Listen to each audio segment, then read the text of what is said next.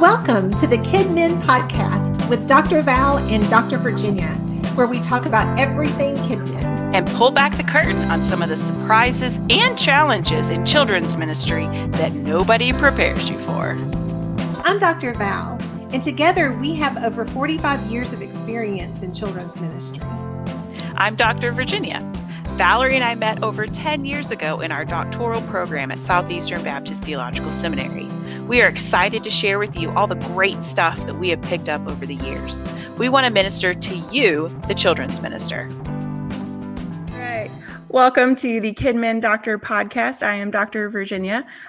As you notice, if you're a regular listener or watcher, Valerie is not here with us today. Unfortunately, she is a little under the weather, but I am super excited to be interviewing Dr. Robert Crosby, his wife, Lori Crosby, about trauma-informed children's ministry. So we are so excited to have them on today and get to learn from you guys. So welcome. Thank you so much. So happy to be here. Yeah. Can you tell us a little about yourselves, about who you are, kind of how you got into all of this?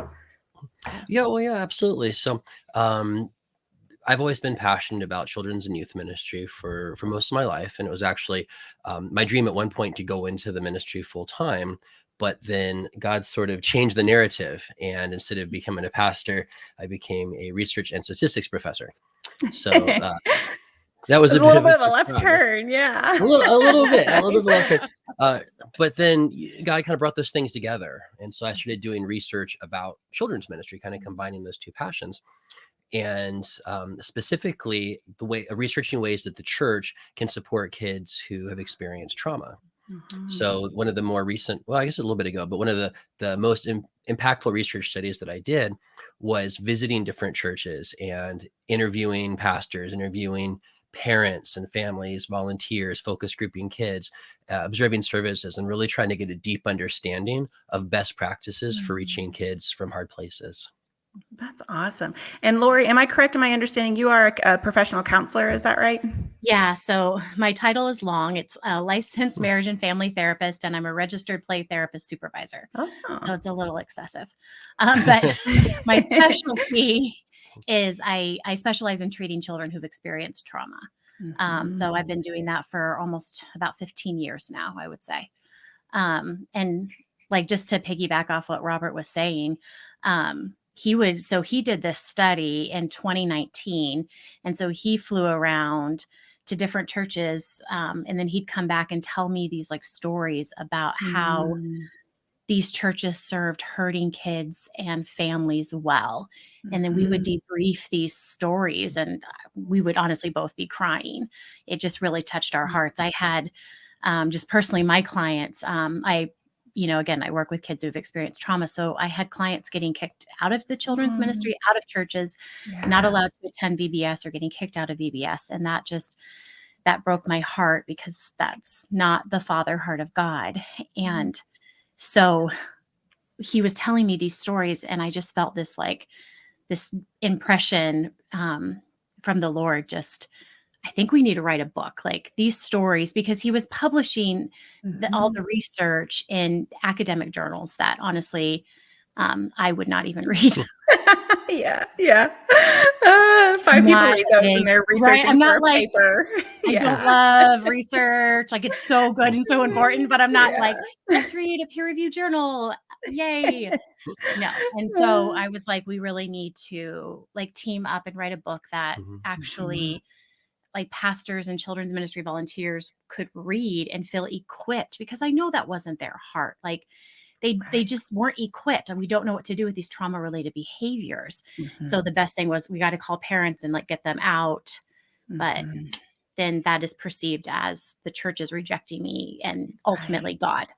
So we really felt like we needed to do that. So that's kind of where we're at now. Yeah, that's awesome. So there may be some people listening to this and thinking though about like trauma and trauma-informed ministry, and thinking, well, I'm at a small church. Everybody knows everyone. We know all these families. Like, that doesn't apply to our church. But can you speak to why it is important for anyone working in ministry or with children or youth, why they need to have an understanding of trauma-informed ministry? So I think people underestimate the prevalence of trauma. And statistically speaking, 2 out of 3 kids at some point in their childhood are going to experience a traumatic event. So if you've got 3 kids in your ministry, you're a tiny church, chances are at some point in that journey, they're going to encounter something that's potentially traumatic. And we have to keep in mind too, that we're on the back end of COVID, which was a collective trauma for pretty much the entire world. So that trauma touched every child in the ministry in some way, shape, or form. And so we have to be responsive to that. And then I think the other thing too is that if you're really in a situation where there's no one in your ministry who is hurting or is going through a hard time, we kind of have to ask ourselves, well, why, right? Aren't we ministers of reconciliation and healing? It would be in a way like a doctor saying, well, why do I need to learn medicine? None of my patients are sick. So it makes us think, well, maybe there's a problem there as well. Yeah, absolutely. And a lot of the time too, like, for me, I mean, at my church, I have provided therapeutic services to a large amount of the families that attend, and therapy is confidential. And a lot of the pastors have no idea the depth of the pain that is actually happening in the church. Yeah. So they might think, oh, there's no trauma here, but they don't actually know the whole story. Most of it's hidden, and we'll never know those stories. Yeah. And let me ask this too, just for our own clarity. So what is trauma? Because I think we tend to think it's, just your house burning down or a tornado coming through town. I mean, what is trauma? So trauma is going to be anything that causes long-term harm to a child's social well-being, emotional, mental, physical, or spiritual well-being. And it has a lasting impact. So something that's a perceived threat or dangerous. So it could be an event. It could be a situation that's ongoing. It feels like a threat. Their body interprets it as a threat, and they don't have the resiliency to deal with it. And so now it's leaving a negative impact that can last an entire lifetime. So it doesn't have to just be something really dramatic like an earthquake or your house burning down. It could be a parent parents going through a divorce. It could be someone in the house with mental illness. Maybe a family member is incarcerated. Of course, the abuse and neglect that we might think of from time to time. But there's a lot of pieces that we wouldn't necessarily recognize as traumatic that could be received that way by a child, and they wouldn't have the words to communicate how it's affecting them.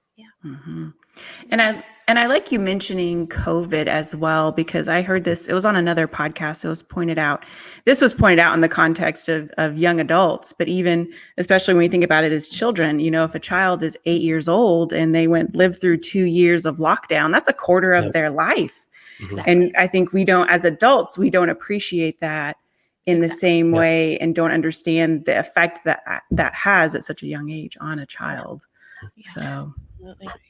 Statistically speaking, there's been recent research that looked at various studies from across the world, and they found that collectively childhood anxiety and depression, clinical levels of that doubled during COVID. From 2019 to a couple years in, to the point that I believe it's 1 out of 8 kids have clinical levels of depression, 1 out of 5 have clinical levels of anxiety. So it had a massive impact, and lockdowns are a big part of that because it impeded their social development. Absolutely. Wow.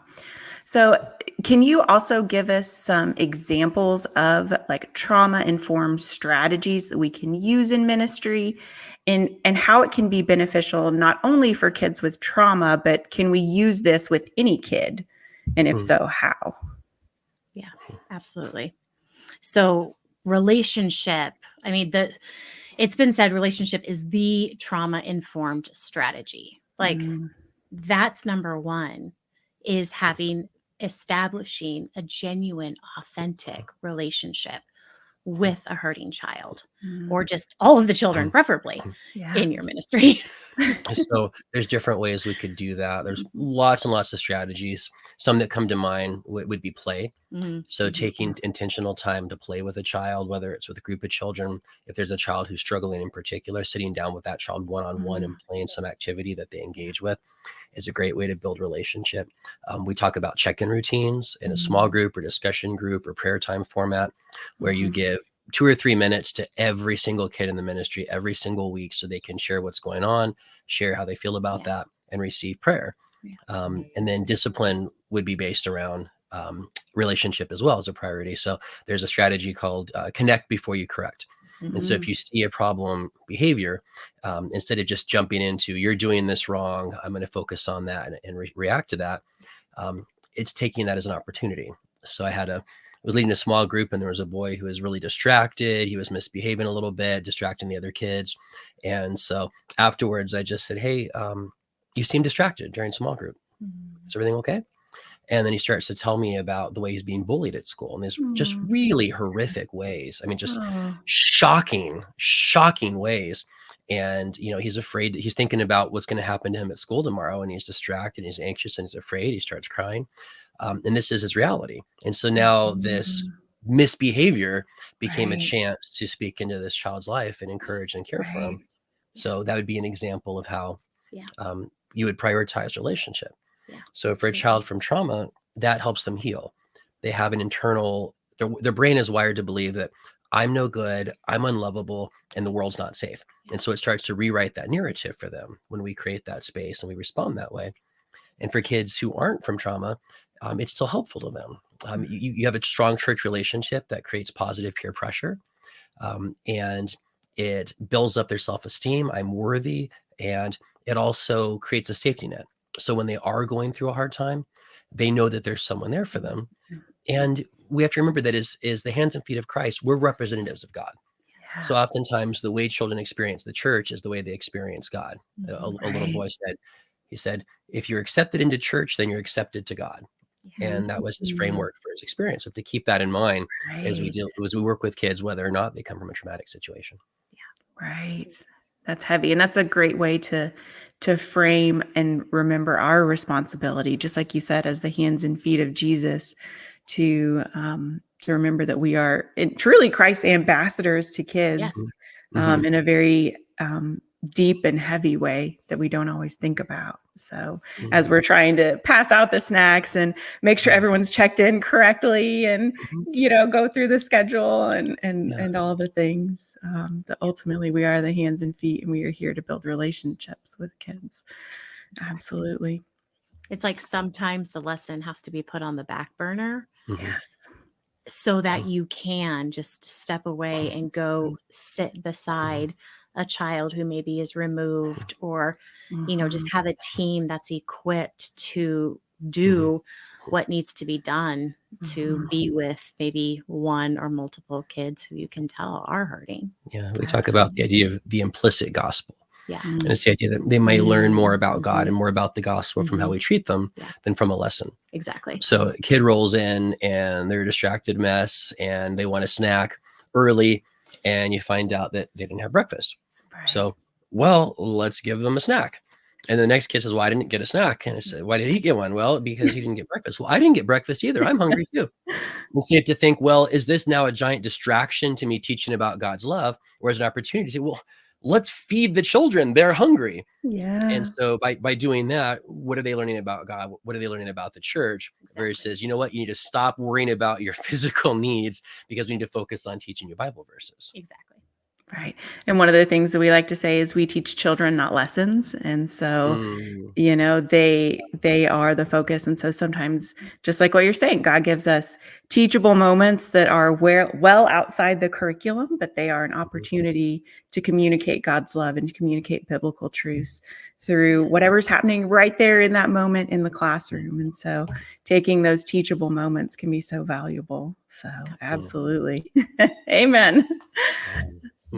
So what's some of the feedback that you've gotten from churches who have tried this approach? How has it changed or impacted their ministry? It works. It works. The approaches that we've used for a long time, if you are a teacher and you've gone through a teacher credential program, most behavioral management strategies are based on behaviorism, which is manipulating and controlling behavior through reward and punishment. When you have a child coming in who's experienced trauma, oftentimes it doesn't work. In fact, it backfires. This works. It works with kids coming from a challenging past. It works for kids who aren't coming from a traumatic past.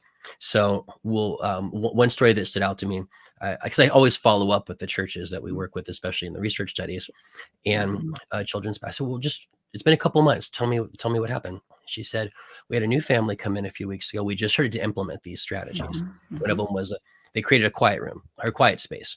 We have a little room of the space of the room we blocked out. It's just for kids who are feeling overwhelmed. They can go there and calm down and come back. Nothing fancy. So a new kid comes in and he's having a lot of issues. They send him over to the quiet space and just comfort him. He calms down, comes back. Don't think much of it. So some time goes by and mom pulls aside the children's pastor and says, tells her in confidence, look, I've been to so many churches and I always felt like none of those churches wanted my kid there. And this is the first time I felt like someone wanted my kid. And I can't believe you have never called me out of the service. Like not once have you called me out. And they didn't realize what an impact that was. There was another example I followed up and he said, so I talked about the check-in idea. So they tried a version of that. A lot of people will take an idea and they say, well, how would I apply that here? So they applied it there and they weren't a big ministry. They had maybe 12 kids. And they found out the first Sunday they did this, that of those 12 kids, 3 of the families were either going through separation or divorce. They knew about one of them. The other 2, these are families they knew pretty well. They were active in the church. They had no idea. And this opened the door for the senior pastor and other people who had relationship to step in and minister to those families and care for them in that situation that they would have had no idea about, that they were hurting if they hadn't taken one of these strategies and put it into practice. So one of my 2 a favorite story when we were starting to do this, because these workshops we created, again, they're based on the research. We did a whole research study, so they're evidence-based. And so when Robert and I were doing this in Southern California, it was like Saturday mornings. And so not all the volunteers would show up because it's fall and parents have to go to soccer. And so it would be sometimes smaller. The pastors would be a little disappointed, but some of the people that came in, there was this one gentleman who was like, it is a Saturday morning. I do not want to be here, but I am here. He was like kind of cranky and resistant. I think he said he said, well, I woke up early and I didn't set my alarm. I thought, well, if I wake up, I'll go. That's if I true. don't wake up, I won't go. But he woke up. So he said, well, I woke up, so I guess I can. Yeah. And then when we left, so we were like, ooh, yeah. We get it. Thank you for being here. Yeah. But then at the end, he was like, everybody who works in children's ministry needs to do this. This should be required. And it was just such we felt so honored. We were like, okay, this guy was like an older gentleman who's been doing children's ministry for so long. And it was like, okay, this is so encouraging. This is so encouraging. Well, good. And that kind of leads right into sort of my next question, is because there could be key leaders, ministry, children's directors who see the value in this, but do have to do exactly what you're talking about. Communicate it to their volunteers who may not initially see the value in coming in on a Saturday morning to get this training or however it's delivered. How can ministry leaders, what are some of the things that they can say to their volunteers to help encourage them to see the value in this? Yeah, absolutely. Education is key. There's going to be a lot of education. I think people come in with some ignorance, and whether it's ignorance because I've been doing this forever, I know what I'm doing, or whether it's our church we don't have any kids here who have a traumatic background. No one here is struggling. So I think sometimes statistics can be helpful. Like people are really unaware and knowing that statistically speaking, most of the kids in their group at some point are going to have a struggle like that. And then I found that story is really, really powerful. So when people start to hear examples of kids' stories, how they were impacted negatively and positively, it starts to change the thinking. I think you had a story with one of your clients, didn't you? Yeah, I think, I have so many stories with my clients in the church, but one that really impacted me deeply as we were kind of going through this process is just like the importance of, again, equipping not only the pastors, but the volunteers, because children's ministry is not babysitting so that God can talk to adults, and teach the grown-ups. Amen. Right? I'm sorry. We are showing and teaching the gospel to these kids. And so actually this was in the youth group, but one of my teens, she had experienced sexual assault from a volunteer in the church. And she obviously that created a giant barrier to the church and God. She had, when you experience a horrific trauma, you have these trauma related behaviors. And so she had a very significant change in her personality, and started doing things that she had not done before, because of what she had experienced. And so instead of like the volunteers really recognizing and understanding this, something serious happened. Like we don't just change our personality. We just, they weren't equipped. They didn't recognize it as a sign and symptom of trauma. So, I mean, this was like years. So she knew they were like the volunteers were gossiping about her. Like, and she still, bless her heart, like she still went to youth group some of the time. She really desperately wanted a relationship with Jesus, like, but she was hurt in a really awful way. And then the volunteers, like, they had no idea. Again, they were not equipped. And so that's why we just felt so passionate about, like, how can we like get this out there? How can we equip these pastors and the volunteers who are working with our kids, with our teens, who can like possibly see, okay, there was something significant that happened. I'm going to press in. I'm going to go deeper in our relationship, because it took until her senior year.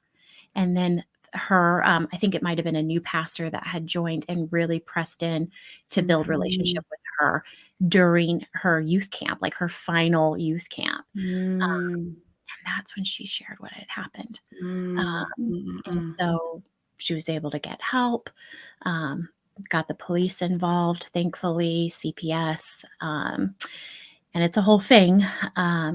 But she's able to work towards healing. And thankfully, that brings down the barriers.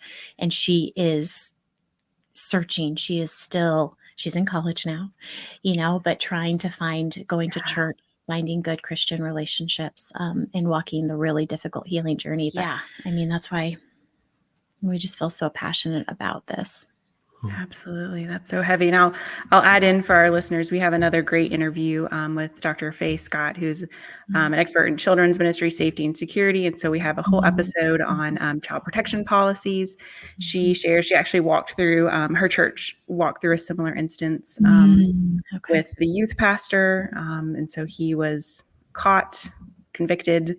And so she kind of shares just things that we look for, that point to signs of child abuse, and then walking through that process, with a family. And so it's important. Yeah, and it is. And it's just such a heavy and unfortunate reality of the world that we live in, and why we've got to be on guard at all times in all of our ministries. So, absolutely.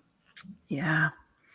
And so you mentioned your book. Can you tell us a little bit about your book? And I understand you guys have a volunteer training course as well. Is that correct? And so kind of tell us a little bit about each of those, how they're different, where you use what, that kind of thing, about these resources that you guys have created. Well, yeah, absolutely. So the book is called Trauma-Informed Children's Ministry. There it is, a practical guide to reaching hurting kids. So this is based on the research. It is full of stories. So unlike in the academic articles where we can't tell the stories, here we get to hear kids' voices and get to understand their experiences through their own point of view. It's all research based. There's a lot of the neuroscience and psychology and sociology in it, but very, very easy to read. We wrote it at a 7th grade reading level, just because we want someone to be able to focus on the content and not be distracted by abstract words and complicated sentences. So it's an easy read. You can knock it out in a weekend. So this is intended to help leaders. So we've had a lot of volunteers who are really invested, who also get the book and read it and get a lot out of it. So it wouldn't dissuade anyone from reading it. We've had parents who don't even work in children's ministry read it and find it really helpful. But it's really targeted to the leaders who would have the ability to make some of those, maybe some structural changes. And then from there, we have the workshop. And the workshop is a tool that they can use to teach their team. So to develop a common vision, a common vocabulary, and a common set of strategies. So we call it the Reach Hurting Kids Workshop. So our organization is Reach Hurting Kids Institute. And this is sort of the public facing front of the research group that's intended to interact with the children's ministry community and build a recognizable brand and build relationships. So the Reach Hurting Kids Workshop, right now we have 4 modules. Each one is 75 minutes.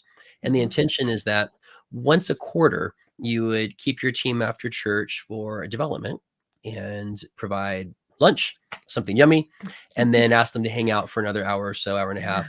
And then you work through the workshop, and that way they can develop that skill set. And then we'll actually see changes in the ministry. So measurable, observable transformation as a result of that investment. Yeah. It's designed to be self-guided. So we speak at conferences now. We used to do training in churches and do exactly this, but there were so many churches who wanted to be equipped in this way. And there's only a few people who are offering face-to-face, in-person resources. So the idea was, well, how can we make this accessible to thousands of churches in a way that's cost effective and efficient, that doesn't require, people to go around to thousands of churches and speak to them. So we adapted our curriculum to be self-guided. It's manualized, and you just follow along. It's written the way that a children's ministry curriculum would be written, or VBS curriculum. So even if you know nothing about trauma, you just read a script and follow along. All the content's embedded in a streaming PowerPoint file. So there's instructional videos that are animated with lots of stories. It's not a 75-minute lecture. There's no lecture. We don't believe in lecture. Amen. Amen. And we try to teach the way we try to teach the model using the model. So we create these videos, and then you've got activities that's very activity based, very interactive, and they just facilitate and guide their team through it. And then they have time to process that and implement it. Maybe another 2 or 3 months later, they'll do the next one. And this is where we're hearing the testimonies, where people follow up with this. We systematically collect the data as part of a research study, but we still like to communicate with people and hear from them. So that's the gist of it. And this is where we're seeing the fruits of, we don't have to send the kids back to their parents anymore, or even volunteers not having to call the children's pastor. Like, I can handle it now. I know what to do. It's a positive thing. It's not a negative thing. Yeah, absolutely. Yeah. That is and awesome. This was created too, not just by Robert and I, but we have a team at Reach Hurting Kids Institute. So we do. Dr. Erin Smith. Yeah, Dr. Erin Smith. She's so we both teach at California Baptist University. We're both professors in psychology, and she's a brilliant scientist, and her passion is children's religious cognition. So she's a cognitive developmental psychologist who focuses in the area of religion. So we love that stuff. Right, it's right up our alley. She is absolutely brilliant. So you're going to want to talk to her for sure. none of this would have happened without her. No. And then we added to our team a few years ago, Pastor Kayla Smith. So she was actually one of the pastors in the study. So I can't tell you which one, but if you read the book, she's in there, but for confidentiality reasons, I can't tell you which one. But she's extraordinarily gifted and is really passionate about the intersection of research and ministry. And so she joined the team. So she helps speak the language of children's pastors. We're not practicing. I have some background in ministry, but that's not what we're doing now ourselves. So she speaks that language. She brings her insight, her storytelling. She's an amazing speaker, amazing preacher. So that's kind of we have some other folks we work with. That's kind of our core team. So we have a lot that we're bringing into it to make sure it's something that's interdisciplinary and really special. Yeah, it's awesome how the Lord orchestrated all of us and all of this. Yeah, Robert and I frequently look at each other like, what is happening right now? What is happening right now? Is this our life? Right. We have a podcast this afternoon because that's what we do now. Because I guess this is what happened. I don't know. Right. Look back over the years and be like, wow, yeah. All the ways that the Lord pulls all sorts of threads together and ties them together. That's wonderful. Over 10 years of research behind it. So I have the email from 12 years ago or something where I emailed Dr. Erin Smith and, hey, I'm working on this paper. Do you want to help me with, write up the discussion section or something? It'll just be a short couple-week project. 12 years later, that, 10 years later, laughing. So it's been a long journey, but everything is built towards what we're doing. God's put all the pieces together, and our mission is empowering the church to reach hurting kids. Amen. Kind of my personal vision would be that there'd be a point where a trauma training, some kind of trauma awareness would be as common and as expected in the church as abuse prevention. I kind of see it as the other side of that coin, or picking up where that narrative leaves off. Right. So that's really what we're working towards. We know it works. We see the data. We hear the testimonies all the time. So we're just trying to get the message out there, get the resources out so churches can use this. Yeah. Well, I appreciate that. I mean, it's an awesome work what you guys are doing, and I appreciate the research-based nature behind it. I always love learning from other people and their sort of circumstances and what they've learned anecdotally, but I also love that you're able to say like, hey, we have demonstrable evidence that this is making a difference in churches.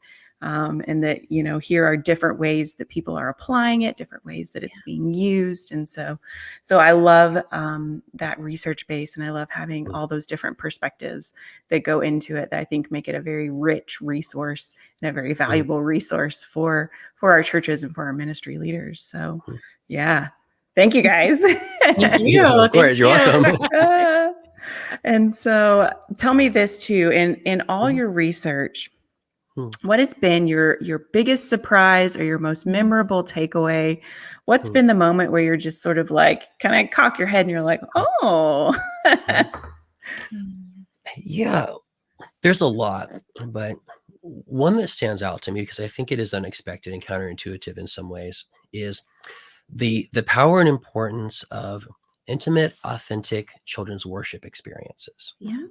So I'm talking about contemplative experiences so there's a communal and both an individual liturgy where kids have space to draw close to God on their own. Something like we call it prayer time at our church, where we create a circle in the room and they can go in, and a candle symbolizes God's presence, and they can quietly speak to him, or they can pray with someone else. They're engaging in singing, worship through singing or through prayer stations. These kind of experiences, the children who come from a tough background just crave this. For a lot of them, their spirituality has never even been acknowledged. They come into a setting and their behaviors that are protecting them make it seem like they wouldn't be interested in something like this. Well, this is a tough kid. This is the bad kid. This is the rowdy, crazy kid. He's not going to want to sit and pray quietly by the candle. And the reality is the kids who are the loudest and the most rambunctious are often the ones who need a still, quiet space the most. So I've seen, we'll set up the God time, and it's the ADHD kid who's bouncing all over the room half the time. He's the first one there on the floor, kneeling, talking to Jesus in that quiet. Shoes off. It's a reverent space. You take off your shoes and into this holy space, symbolizing God's physical presence. And they're the first ones to jump into that. So there was another study that a colleague of mine, Dr. Leanne Blanchette, he is a department chair and program leader at Olivet Nazarene University, as well as a children's pastor. And in his dissertation, he compared different types of children's ministry models and different outcomes. So you've got what was referred to as a contemplative reflective model. And that's exactly what I described, where they're creating space for these authentic, intimate worship experiences in both communal and individual. And then another model, which was referred to as a pragmatic participatory or active engagement model, which it's an oversimplification, but a lot of it is production and fun and games. So having good production value, a lot of excitement, and we're going to have a lot of fun. And we are not we are very pro play and very pro fun. Yes, but absolutely. One of the things he looked at was the number of visitors that kids invited to church.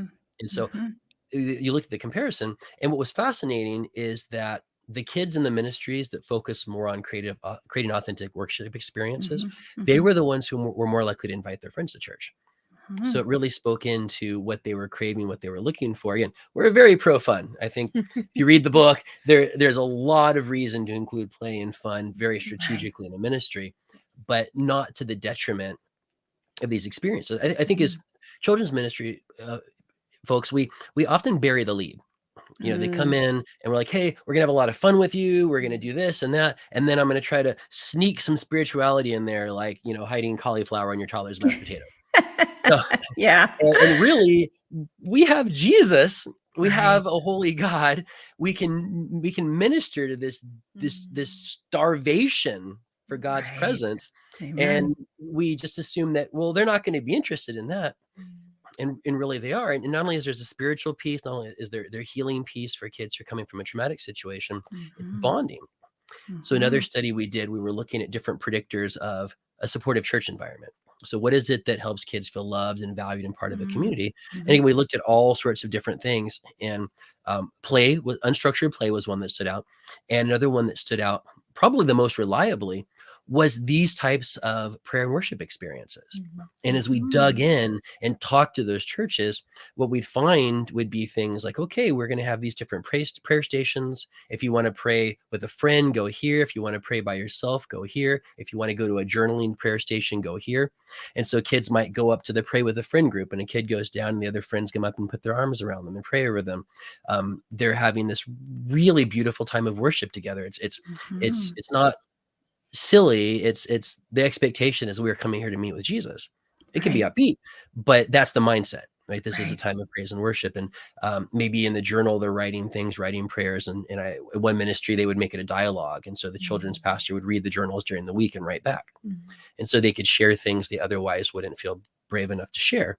And so this is another way. And there was many others as well, that these created a sense of connection and community. And these are things I would not have thought of. I would have thought, well, playing games is going to make kids want to come. It's going to make kids feel connected. It's going to make kids want to invite their friends. The kids who have the most energy, that's going to help them the most. And we do play games with them. Again, this is not anti-game or anti-play. Every element has its strategic place. So we do not want to deprive kids. Like I would put this higher up, than even teaching. It's just like we need space to be in God's presence and space to worship as the body of believers. So that was something that was surprising to me because it was counterintuitive. I can see though how that, as you're explaining it, how that circles back around into that relational need. Like if we want our ministry to be focused on relationship and building relationship with kids, and then intentionally creating spaces to foster kids' relationship with God and to provide them some structure and some framework of how to relate to God. And I loved what you were talking about with the different prayer stations and the different ways to pray. And so, teaching kids and giving them different opportunities to build their relationship with God, while we also try to be intentional in building our relationship with kids. And so I like that. That's awesome. Well, thank you guys. Do you guys have any last things that you'd like to share? Anything that I haven't asked that you feel is particularly important or relevant for children's ministry leaders to hear? Well, we have this book. Yeah, I mean, there's so much. There's so much to know, so much to learn. Folks who are particularly interested in this topic, there's a lot of trauma-informed resources. I think the book is helpful because it speaks specifically to the children's ministry context, and it's very approachable. So I really do recommend that if this is something that it's on your heart, if this is something that you want to see, you want to grow in, please make that investment. It's on Amazon, easy to find. Trauma-Informed Children's Ministry, a practical guide to reaching and hurting kids, very easy to find online.